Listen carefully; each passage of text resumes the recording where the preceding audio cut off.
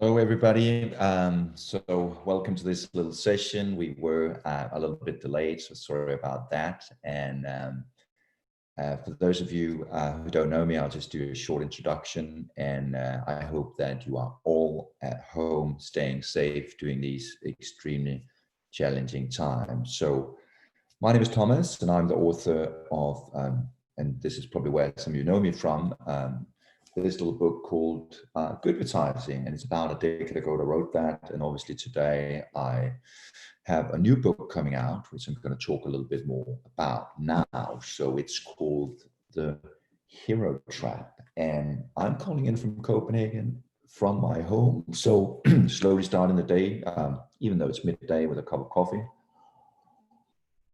So I have probably about 60 slides or so for you here today. So I hope that you are all staying out there and engaged. And if you do have any questions, I'm sure that you can either ask them in the chat and I can get back to some of those questions, or I'm sure that you can also ask them on, for example, Twitter. So my Twitter handle is @Thomas Kostler, and I'll try and get to those questions as we go along.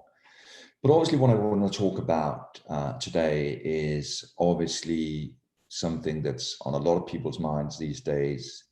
How can you as a brand, how can you as a company respond to the big issues of a time, whether that is the pandemic, whether that is Black Lives Matters, whether that is the climate emergency, and so many of these issues that are obviously challenging the very foundation of brands. And something that I obviously wrote about in my old book, Good Advertising, about a decade ago, was obviously that brands should stand up and be a force for good. I mean, if you think about the power, the reach of some of these brands, like Coca-Cola, like the many brands underneath the Procter & Gamble umbrella, reach 1-2 billion people daily. So if that little simple connection, if that little touch point could be used for something more than simply selling products. And I'm going to talk to you about why it's not just enough to sell products anymore,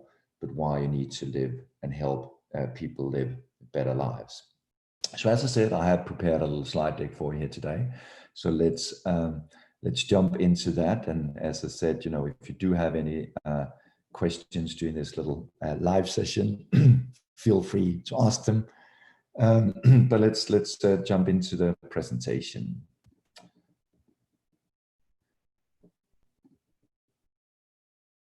So again, here it is, the new book called The Hero Trap, and how to win in a post-purpose market by putting people in charge. And in many aspects, it do go up against some of the beliefs that I had in my first book. I just talked about it, how brands are increasingly busy about talking about diversity, climate, ocean plastics, etc., etc., etc. And obviously, in some markets, this is more than others. So kind of how this looks today is something like this. Obviously, brands being incredibly busy. Hey, see, look at the stuff we're doing. See, we're saving sea turtles. See what we're doing for the country. See, we're helping fight the pandemic, etc. And for most instances, I would have said that that was the right approach to do it. But what I'm seeing again and again is that the approach simply just fails. And why is that? And sorry the analogy here, but think about it. If you go into a bar, you kick open the door and you shout, "I'm the world's best lover." At some point, somebody in that bar is going to find out you're simply not. And the very same thing is true if you as a bar stand up on that pedestal and scream, you know, "I'm here to save the world. You know, I'm the hero. I can do this and that." And I think this is a reminiscence of the way that we build brands in a world that was dominated by mass marketing, by mass production. So obviously, I think we need a new approach. Because if you look at it, and you know, you can barely have a presentation about purpose and brands being a force for good without obviously talking about Patagonia. But I'm not actually here to talk about Patagonia as a role model for how this should be done. Actually, quite the opposite. Obviously, Patagonia can get away with it doing because they are a legacy brand, and legacy brands can quite often break the rule books, like Apple, like Nike. But if you really listen to what Patagonia is saying, we are in the business to save our home planet. Quite a mad thing, quite a self-centric, quite a self-important thing to say that you as a brand can save our planet. And obviously, depending on the markets, but I can tell you, calling in from Copenhagen in Northern Europe, you can basically not go down in the supermarket without it kind of seems a little bit like Kevin. All these brands pitching themselves as world-saving heroes. You know, you got Gandhi, you got Mother Teresa. So what to believe?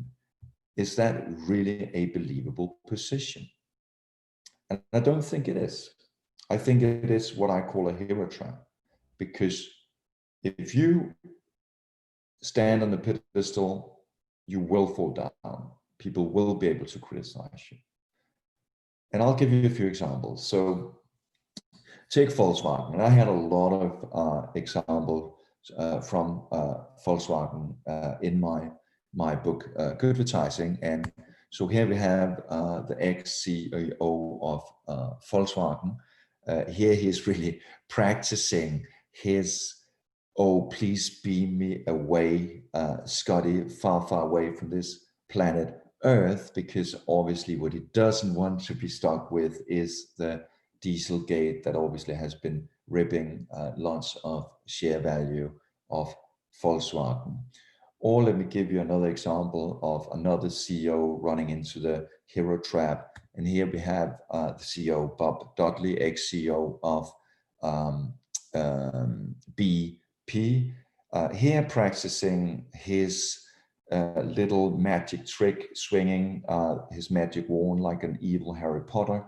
And what he want to try to do is convince us all with his little magic trick that Beyond Petroleum, BP, stands for Beyond Petroleum. But it doesn't really seem that this little magic trick is working on people, because a lot of people do think that BP stands for something quite different. Billionaire polluters, or BP, British polluters, or simply people aren't buying it at all, like this senior citizen. Now you have really pissed off grandma. So it does seem like a new approach is needed for brands to succeed in this. And I know that I was one of the early ones that in the world of advertising obviously talked about how brands ought to be a force for good. But there's also a thing happening right now, which seems to be the fact that the more brands talk about the world bettering powers, it does seem like people aren't buying it at all. And no, that's not a bird, that's not a plane, that's another brand heading into the hero trap. And it does seem like when we look at statistics that young people today believe less and less that brands in this world besides just earning money. So from 17 to 2018, that number went up from 50% to 66% of young people who today believe that you are only out there to make more cash. So all your talk about, oh, I care so much about the whales, I care so much about our country, is apparently not sticking. People aren't buying it. So a new approach is needed. And also because if we actually look at how people behave in this market space, 65% say that they want to buy from purposeful brands. And this is a survey from a report called the Good Life Report that covers 7 markets, but only 26% follow through. So why is that? Why is it this gap between intent, I want to do something, and the action? So there's a gap of 39%.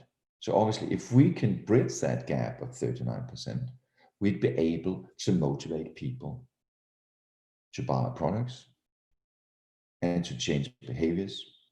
But maybe it's not actually that strange we're not successful. Because if you think about it, this is exactly the same dilemma we're facing each new year. And I'm certain that a lot of you on this live stream do make yourself a little New Year's pledge.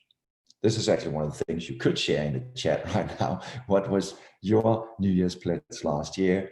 And I'll be certain that I'll share mine as well. And as I said, you can share that on Twitter as well, and I'll have a look at that. My hashtag is @Thomas Kostler. So I will have a look at that a little bit later in this little session that I'm trying to do as interactive as possible. You know, the best thing would be for me to be obviously presenting to you live, but that's not possible. But anyways, talking about New Year's pledges, talking about creating change, talking about moving people from intent to action, it's notoriously difficult. And I know that you know this from each new year, where you say, oh, maybe I want to, you know, lose a bit of weight. Maybe I want to quit smoking. Maybe I should drink a little bit less. Maybe I should work a little bit harder. Maybe I should be a little bit more considerate husband or wife. But just a couple of weeks into January, what the New Year pledge end up being is basically just a new beginning to those bad old habits. So changing behaviors is notoriously difficult, but it's also the holy grail of marketing, because when we get people to change behaviors, this is where we play a meaningful role. So, okay, back to my New Year's pledge. So because I'm quite often stuck in an airplane, obviously not at the time now, but then I wanted to live a little bit more climate friendly. And a great way to live climate friendly is obviously to eat differently. So skipping meat and all that stuff. But so I wanted to learn how to cook more plant-based. And one company that helped me do that is actually a Danish company called Seasons. And basically, this might sound a little bit odd, but instead of going down to the supermarket, you get a box from a nearby farm with fresh produce, and it comes with a recipe and everything that you need to cook that specific recipe. And when I talked to the founder of the company, he didn't take the approach as Patagonia saying, oh, we're in the business to save our home planet. No, he talks about earth connection. And that's a journey of self-discovery. This is something you need to find yourself, connecting with the earth, connecting with the vegetables, connecting with the produce. And obviously, I learned something new. I get challenged and I start cooking more plant-based. And let me give you an example. Obviously, when I'm successful, I've done this beautiful vegan pie. But change is not easy. And to be frank, most of the time, my little plant-based experiments often probably happen out a little bit like this. And that is the thing about understanding the role of brands, because should a brand really be the hero pumping itself up and pretending to be a world savior or superior quality or whatever it might be? Because to be frank, today, sustainability, purpose has become a little bit like long-lasting taste was to chewing gum in the 90s, meaningless. So I'll propose that brands take a different approach. An approach, and I'll share an image for me as a little kid that's driving on my little bicycle in front of my parents' home on a little island called Bornholm, apparently very happy there. That little yellow bike was actually called Yellow Flash, so a little bit of a superhero theme there as well. But why I want to share this image is not so much to show that I'm grown into an old fart, but it's basically more to show the fact that I had those two support wheels in the bicycle because at the time I was learning how to bicycle. And some of you might remember this as well from your childhood. And I remember that to this day, the day that my dad, you know, removed the support wheels and said, you know, you can go, son, you know, and gave me the confidence to drive on just two wheels in the bicycle. And I think this is exactly the role that brands and leaders need to have today. They need to be the coach, they need to be the one that's standing behind you. And it's two fundamentally different ways of building meaningful brands. So the one way used to be the one that I advocated for in my old book, Good Advertising, which is about believing in us and as an organization or a leader to create the change. The second approach is really to give people the confidence to believe in themselves to bring about that needed change. And those are important. And what I found out was that the organizations that ask one simple question is much better at pivoting people towards the things they need to achieve their goals, to see some of their dreams come true. by asking one simple question: who can you help people become? It's not about asking the Simon Sinek, why do I exist in this world? Because that's a little navel-gazing exercise. It's probably going to make you feel more self-important.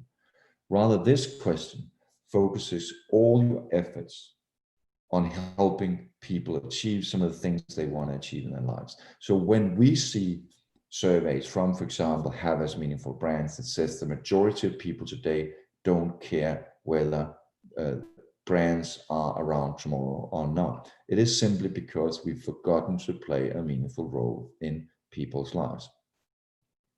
And this also have to do with what we essentially are buying.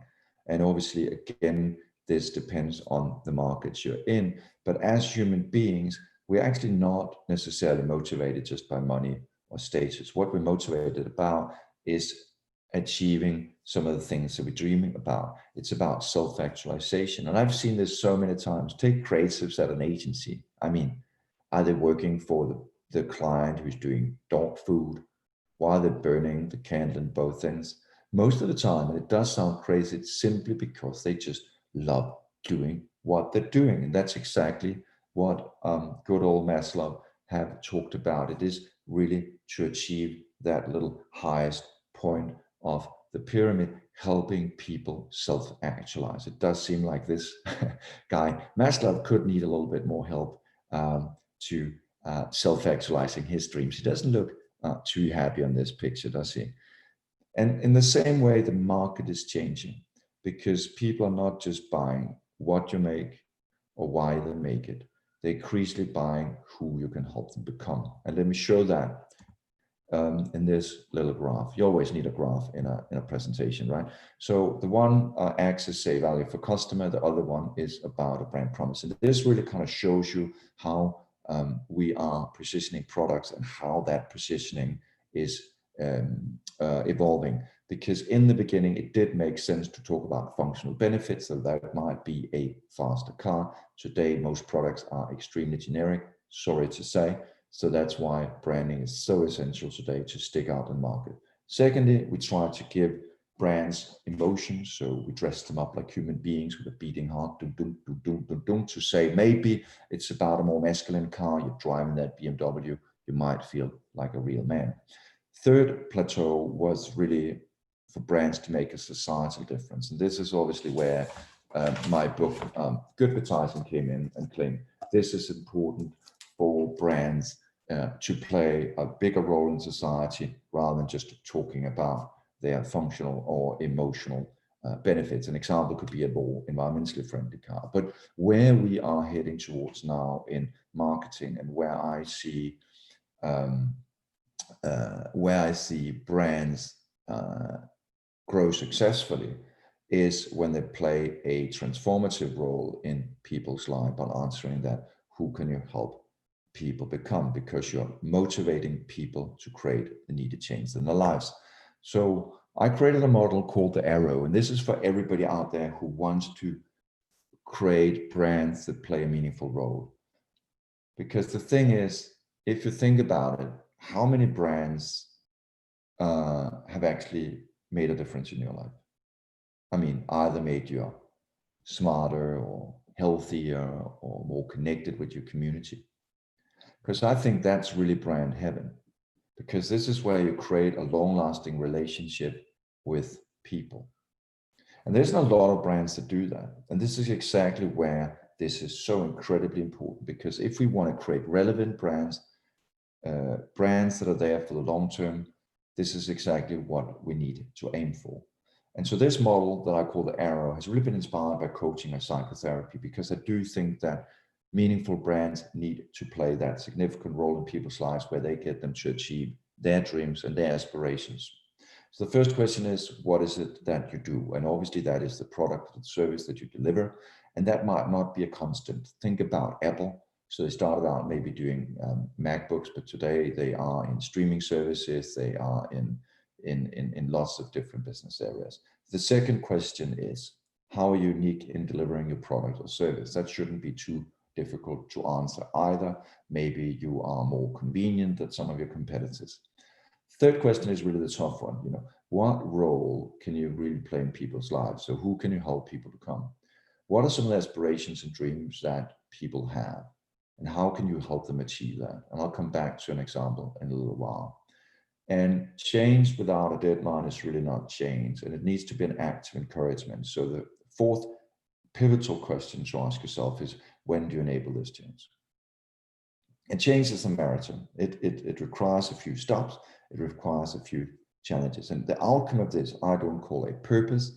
I call it a transformative promise, because it's a promise about a change that you can enable in people's lives. And now you have a laser sharp, focused approach to creating change within your organization and to creating change in people's lives. And let me give you one example called Discovery. And you might have it in your home market as well. It's a health insurance company that actually started in the southern tip of Africa, in South Africa, and have grown now into, I think, 7 markets, maybe even more. And if you listen to their transformative promise, their North Star, their mission, it is to incentivize people to live healthy.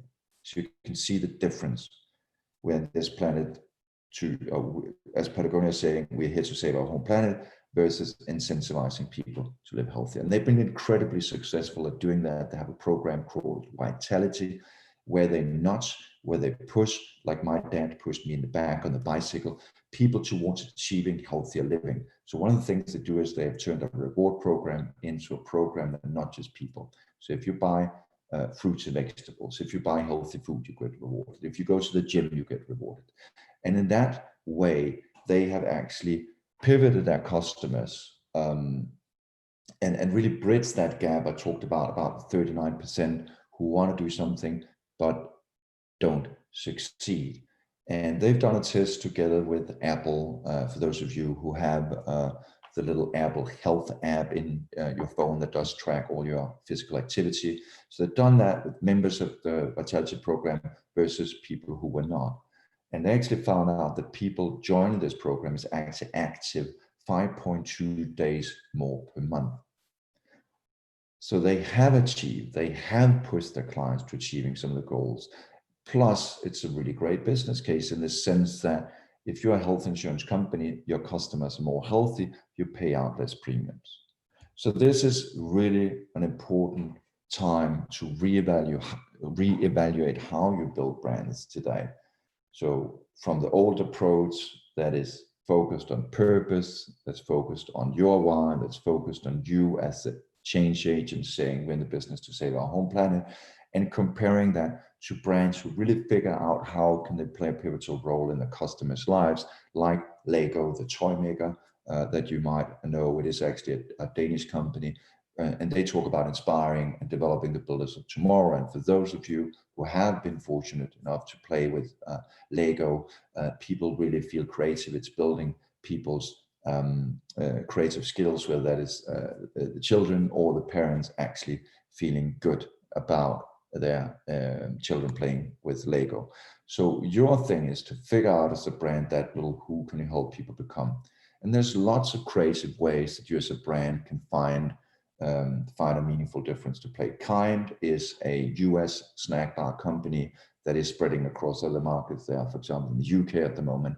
And their little who can you help people become is that they're saying they are a snack bar that's made of ingredients that are kinder to your body and kinder to the planet. So obviously, talking with their CEO, Daniel Lubczewski, his mission is really to make people a little bit kinder.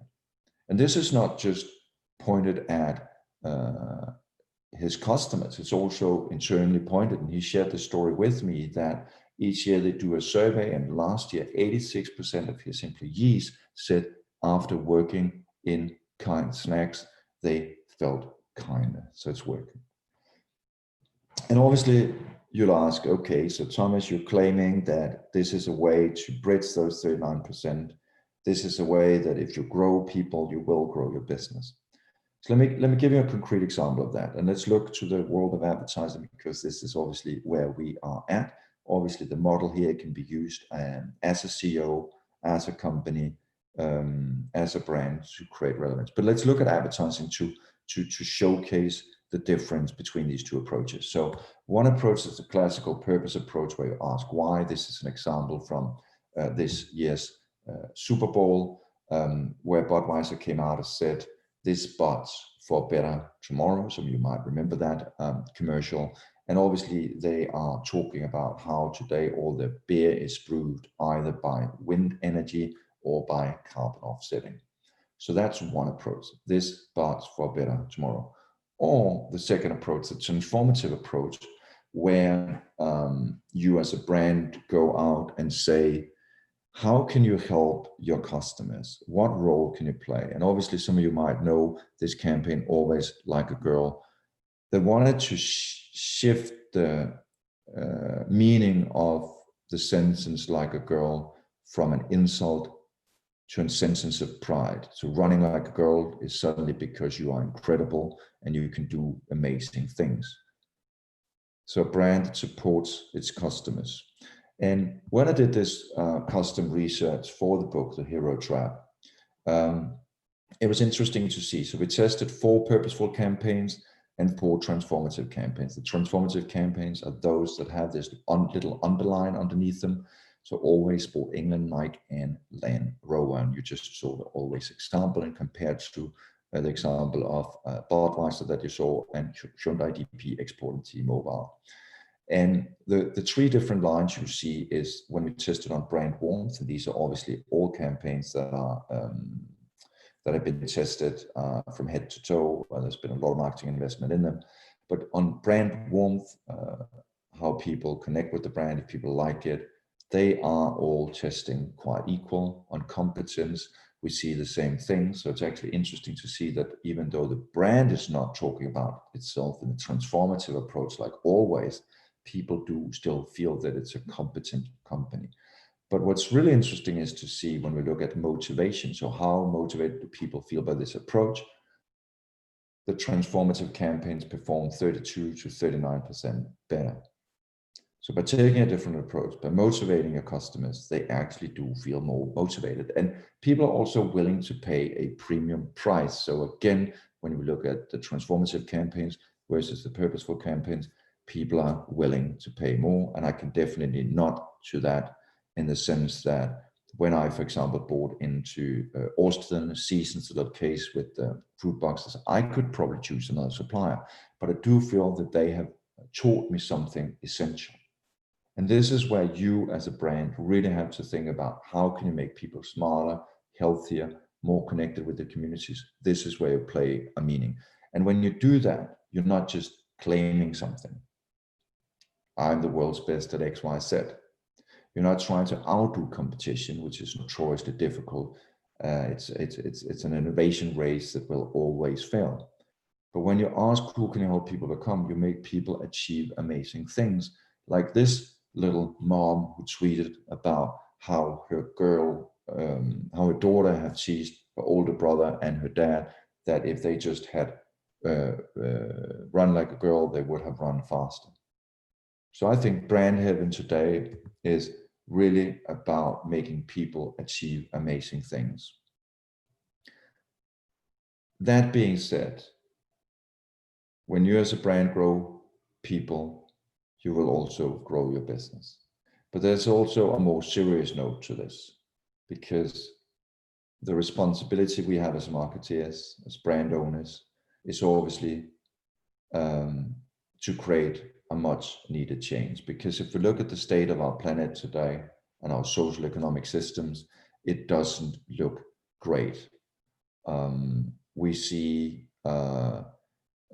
cutting down of forest. We see how our coastal regions are becoming more acidic.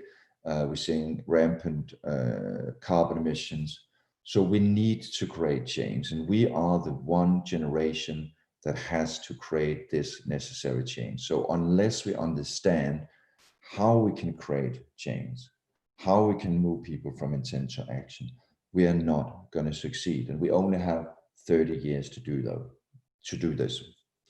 So I did start off with a little pun around Jesus, and I'll also end off with Jesus in the sense that, you know, if we want to change the world, we simply need to begin by changing ourselves. So my point in the hero trap is really, really, really simple. It is to say that you shouldn't make your brand the hero, your company the hero, or yourself as a leader the hero, but you need to make people the heroes in their own lives. And that begins with answering that one simple question: who can you help people become?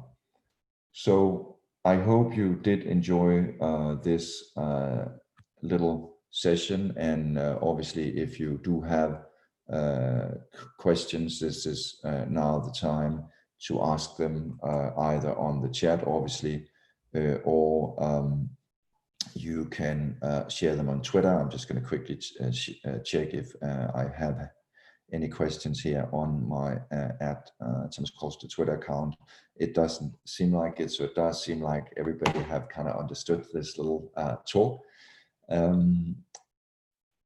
So if we don't have any questions, I think I will then leave you at this. I do hope that you want to follow the mission in how you can create meaningful brands that really make people's lives better, because I think that is really the brand heaven going forward. And you can obviously follow that mission at thomaskostler.com. You can obviously look more into the book, The Hero Trap. There is also lots of tools that you can use in terms of how you create this new revolution in building meaningful brands. So thank you so much for listening in, and I do hope you have a inspiring festival, and I do wish the best of luck to all of those who have entered into the festival. This is obviously your opportunity to shine and to show your peers where marketing is heading and to show best in class. I think award shows are pivotal in our industry to be loud houses for change and showcasing the way forward in creating meaningful brands. So thank you so much to everyone, and I do hope that you enjoyed this little session, and stay in touch, and lovely meeting you all. Thank you.